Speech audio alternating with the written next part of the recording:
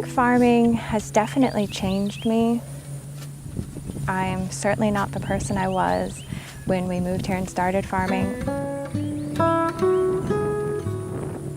I had a much more romantic vision and attitude of what farming is.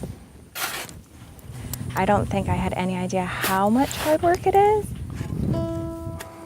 At the same time, I have such a deep appreciation and gratitude now for nature, nature's cycles, for the animals we keep.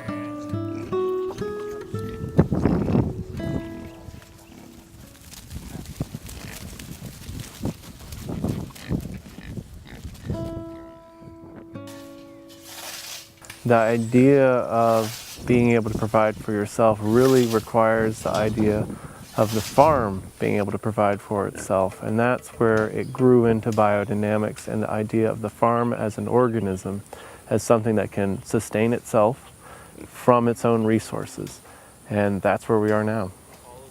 This was green cow manure. It looked just like that. This is just mucky, wet, smelly. And this, I mean, it holds together like glue and it has no odor at all. It doesn't just look at, individual parts of growing tomatoes or raising pigs or keeping chickens. It's looking at the farm as a whole entity, a whole living, breathing organism, and one that's concerned with the health of everything. And if one thing isn't healthy or isn't doing well, then the whole farm isn't. And I think that's actually one of the biggest things that originally attracted us to biodynamics. There's something very humbling about eating the animals that you raise. It gives you this connection. You know these animals, and it's just something quieting about doing something like that. We make sure that the ground always has some form of living cover because every organism needs a skin to mediate between the inner and outer worlds.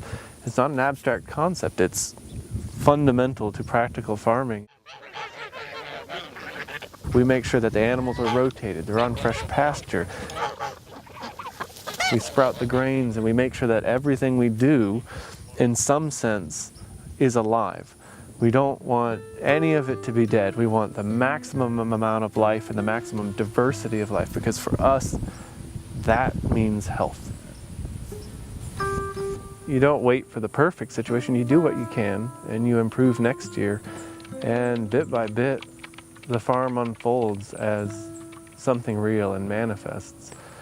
But it takes that incremental trying and even failing and just trying again, and then things really start to bear fruit. It's just the people who succeed are often just people who bang their head on the wall one more time.